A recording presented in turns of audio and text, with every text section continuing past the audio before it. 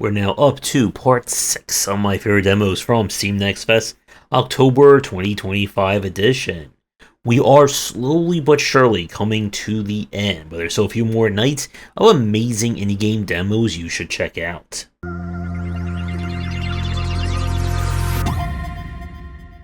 We're starting things off with Vindilis. This is a 2D Souls-like with a very beautiful kind of hand-drawn art style. We play a man who's trying to save his island from a variety of monsters and creatures trying to do harm. We're going to hack, slash, and parry our way across it to save the day. Our gameplay here is going to be focusing on kind of your basic hack and slash. You have a parry as well as a dodge, and the parry is very generous in terms of the timing. The demo itself showed off a few of the levels. It appears to be all very much linear areas, and the store page promotes as being more on the short form side, so I don't quite know if there will be like reasons to replay this, additional challenges beyond just the main quest, etc, etc. The combat felt alright. Again, once you get used to the timing for the parry and the dodge, that is basically the entire fight over, as enemies tend to leave you with quite a long amount of cooldown before they'll try and do something else. Definitely a very interesting one. I would say this is going to be for someone who's looking for more on the shorter side of an action game. And I hope that it does well to like kind of see things get fleshed out even more. So if you're in a Souls-like mood, I would definitely recommend you give this one a play. And now we go to Key Fairy. This is a dodge 'em up. You play a fairy in the woods, and something has apparently riled up all the critters. And in order to save the day on uncovering this mystery, we are going to have to, swing our way to success. Our gameplay here is action-adventure, but you have no means of attacking enemies. Instead, in order to win fights, you must grapple or kind of web swing your way around the arena to dodge enemy projectiles and pick up enough stars to pacify them. Once you do that, you're able to move on and explore more, looking for upgrades, items, MacGuffins, and even more strange creatures. I love the kind of like the whimsy and tone of this one. Everyone is so delighted and happy to chat with you after they just try to blast you with all manner of magical attacks. There are secrets to uncover, and I do enjoy the art style as well. My only issue is that it did feel a little bit hard to navigate. You have, again, everything having that very same like black and white look to it, and it is incredibly easy to get lost. Like having a mini map or even just like a full screen map you could reference, I think would do wonders for it. And I am interested to see kind of like how far they can go with this design. The demo introduced a dash mechanic that allows you to pass through enemies and bullets unscathed, and I can see that being used for some more of the advanced fights. Ultimately, I think I can see Key Fairy either being like a very easy game to play or getting very challenging depending upon the bullet patterns themselves. Still, a very original take, and I definitely recommend you give this one a try. And now we switch over to Monumentum. This is a kind of physics-based platformer. You are trapped in a strange world, and you must use the various machinery in order to bounce, jump, cover, gravity reverse your way to freedom. Our hook here is that you do not directly jump. Instead, you use the different machinery in the environments. Each machinery has like a different button pressed to it. So the most common one is the one that has the down button that just launches you up. Another one propels you like a flipper in a pinball. Some will manipulate gravity. And it's about finding your way around using the different machines. The game makes use of simulated physics, so there is a touch of jank to it. Basically, where your kind of creature is in relation to like the machine will affect the velocity and momentum that you're getting out of it. And it can lead to things being a little bit awkward in terms of making some more precise movements. The store page boasts that this is going to be more on the short form side, so I don't know how long the full game is really going to end up, but I found this one to be very charming in terms of being kind of like a action puzzle platformer in a way. So if you're in the mood for some very physics guided platforming, I would definitely give this one a try. And we're really switching gears with platforming for our next game with Cave Diver. This is a combination of Getting Over It and a Junji Ito story. You are, well, descending into a cave for some unknown reason. Why are the walls getting smaller? How does your body contort? Well, we may never get an answer to that.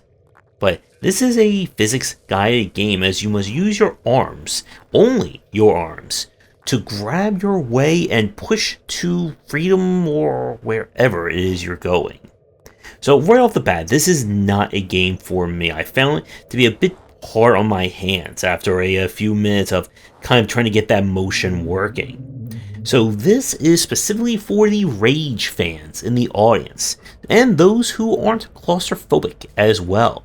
And if you meet that criteria, then I have something for you to, dig or crawl your way to. Our next game is Darby is Here Forever. This is a precision-ish 2D platformer. You play as Darby. When monsters invade their castle, we're going to have to clean things up by jumping, running, and more all over the place. Our main tech is that you can create a blood platform anytime you're in the air, which is essentially like another form of a double jump. You only do one before you have to land. But the difficulty in this one is a little bit kind of all over the place. There are blood spots that you can pick up, and blood is used to pay for checkpoints. If you don't find enough blood, you're not going to be able to checkpoint your progress. Darby only takes one hit before you are KO'd. And while I found the platform to be alright, I did have an issue with the boss fight. The boss at the end of the section is with a random pattern enemy who has multiple patterns. You can only hit him at certain points, and you have only one hit. So if you get hit at any point, it is back all the way to the start. And I'm not sure how far the difficulty is meant to be in the main game. I would probably just give maybe one extra hit point for the boss fights, or do something that makes it a little bit easier in that respect. Still, I found the game to be quite charming, and if you're in the mood for a very challenging platformer, I would give this one a try. Our next game, we're switching things up with Mart. This is the latest in the you're doing a job but it's spooky simulator. You have taken a week to go into the country to work at the not at all concerningly named Mart, where it's your job to keep the store running, help the customers, and not die in the process. Our game is split between day and night, as during the day you'll maintain the store, stock the shelves, and make sure to give correct change to the customers. At night, strange things will happen, and if you don't take care of them, I think we all know what's going to happen. So, this is one of those ones that I feel like it's definitely aimed at kind of the very horror, spooky fans, who've played all these other style of games. The running of the supermarket felt okay. You do get the ability to upgrade and get additional features, and of course dealing with the customers is a nice touch. But again, it's one of those games that it started to lose me a little bit.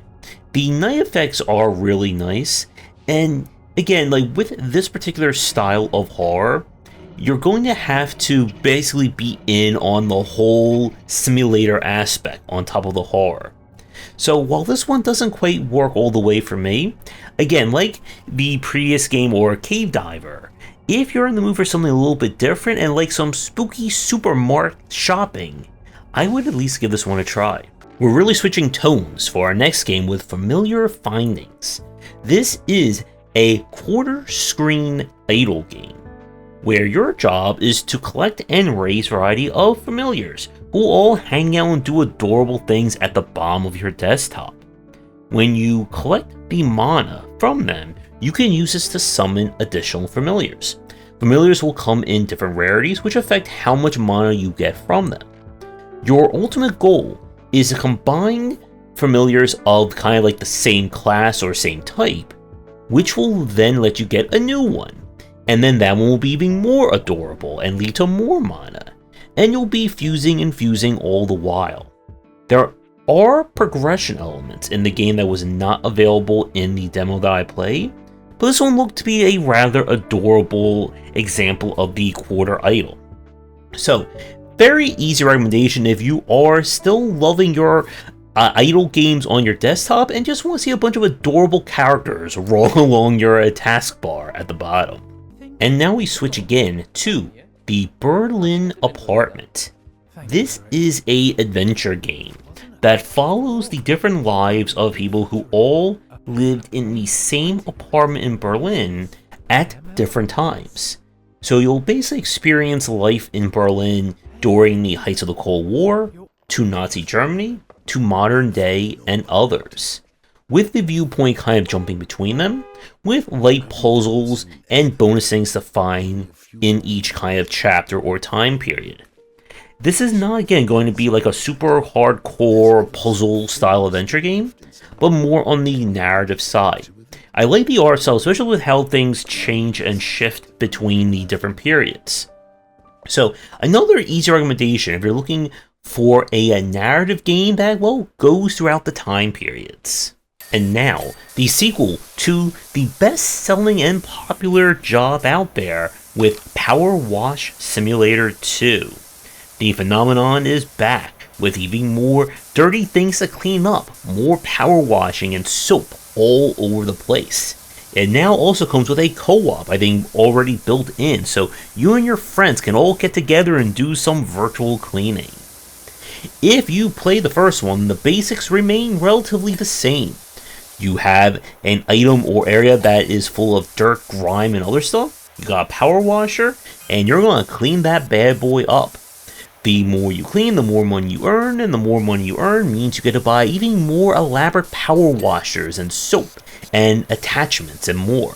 If you're hoping for a complete reinvention of the formula, this is not going to be the sequel for you. But I do like how we now have a little bit more like advanced scenarios, such as having things open up or change as you start cleaning. And I'm sure the story will get as irrelevant and wacky like the first one. So, if you are still in the mood to do some cleaning, then I would give this one a try, and hopefully you'll continue your virtual power washing obsession. And we're once again switching tracks with now making a lot of mess with the Kindling. This is a short form puzzle game where your job is to, well, start lots and lots of fires. The rules are, you will need to use items in the environment to create fire, which will then let you burn things, to then let you create more fire, to then hopefully burn everything in the environment down. Now, the twist or the challenge is that it kind of operates in a quasi-turn-based form.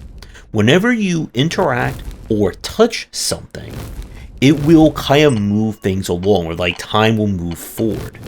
So the challenge is figuring out the exact order you need to move your cursor to set things on fire so that you can get everything lit in time.